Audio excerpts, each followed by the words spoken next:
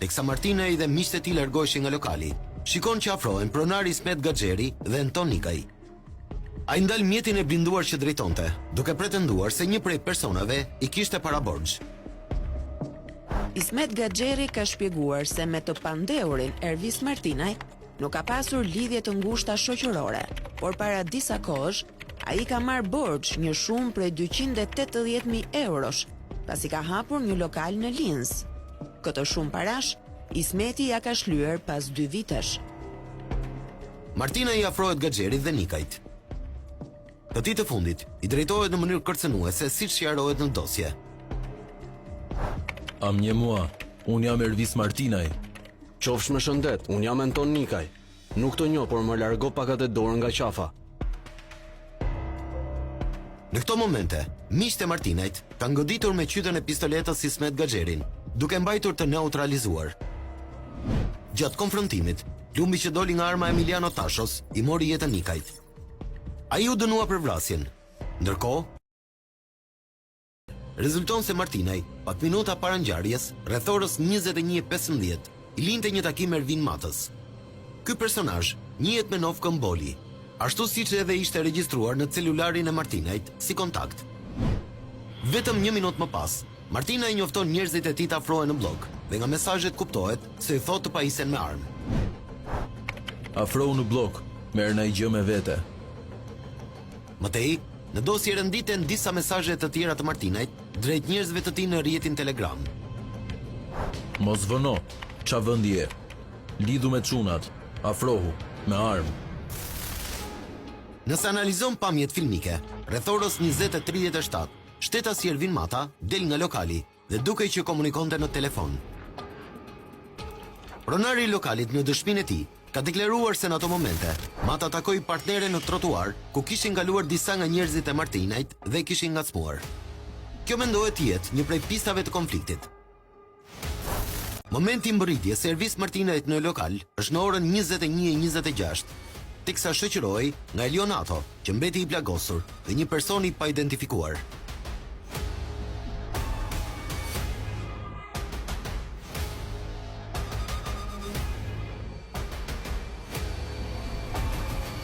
Dy minuta më pas, futet edhe viktima, Fabian Gaxha. Sapo ky i fundit është futur në lokal, ju drejtua me sharje dhe ofendime me Vjol Bilos, një ish komando i forcave të ushtrisë, që shërbente edhe si truproi i Ervin Matës. Çfarë ke që shikon? Siç duket në kamerën e sigurisë, saktësisht në 21:29, nis konfrontimi brenda lokalit. Për disa sekonda duket kaosi dhe përplasja mes personave. Disa shtetas nisin të dalin nga lokali njëri pas tjetrit. Gaxha ka nisur të qelloj me qytën e pistoletës dhe me grushte. Në ato momente Bilo ka nxjerr armën dhe ka qelluar duke lënë të vdekur. Në konfrontim, u plagos me plumë në qafë dhe Vis Martini dhe njeriu tjetër i tij, ish polici Santiago Malkaj, njihej si një nga njerëzit më të afërt të Ervisit. Ka dëshmi të shumta që thonë se ai ishte një prej qitësve më të aftë që Vis Martini mbante pranë. Ai kishte qenë i pranishëm edhe në masakrën e ish-bllokut, siç zbulua më sipër. Babai të 2 fëmijëve ju bë prit në rrugën Gianfinze Keko. Ishte 27 gusht 2019, kur mbi 15 plumba do të shkrepeshin mbi trupin e Santiagos.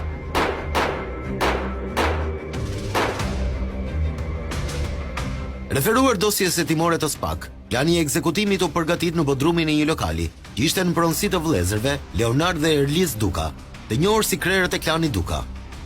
Këtu del hapur armiqësia e krijuar mes 2 grupeve.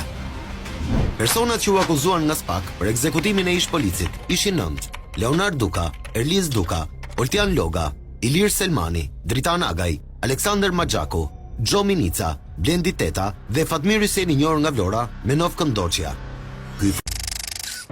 Por kush ishte Vis Martinaj, para se të shndrohej në njeriun që sot njohin dhe flasin të gjithë? Ai ishte i datëlindjes 1982. Ishte dalluar si student në financë në Itali dhe në Shqipëri. Babai i tij kishte hapur një pikë të këmbimit valutor që në vitin 2000. Nëse shikon të ardhurat e deklaruara nga vetë Mustafa Martinaj, ato janë relativisht të larta. Siç shihet në dosjen hetimore që Insa Histori ka siguruar, Transaksionet e këtij biznesi janë analizuar nga prokurorët, teksa Martinaj ju nënshtrua hetimit për pastrim parash në vitin 2018. Në përfundim nga të dhënat bankare rezulton se ky shtetas ka transaksione bankare në vlera të konsiderueshme, të cilat nuk kanë asnjë justifikim për burimin, dhe pjesa më e madhe e tyre janë kalime nga llogaria e shoqërisë Mati Union SHPK, e cila është në emër të Taatit. Por bizneset që kishte krijuar familja nuk mjaftonin për këtë histori. Është interesante të analizohet se ngjarjet e mëdha që kanë shoqëruar Vis Martinaj janë lidhur me zhvillime të rëndësishme për botën e kumarit. Ai u ngriti në nivele të larta në vitin 2013 dhe zgjeroi bizneset pas së ekzekutimit të Elvis Doçit.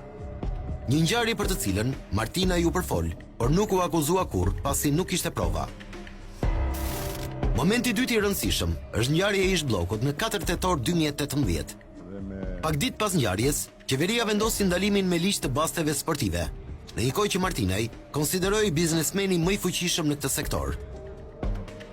Mendohet se aktiviteti i tij ka vijuar në të zezë për gjatë gjithë këtyre viteve në pika të ndryshme në të gjithë vendin. Momenti i tretë i rëndësishëm në një dekadë është denoncimi i zhdukjes së Martinajt. Sërish, ngjarja kaloi në një periudhë diskutimesh të nxehta për kumarin. Këtë herë, janë çelur diskutime zyrtarish nga qeveria që duket se ka vendosur të rikthej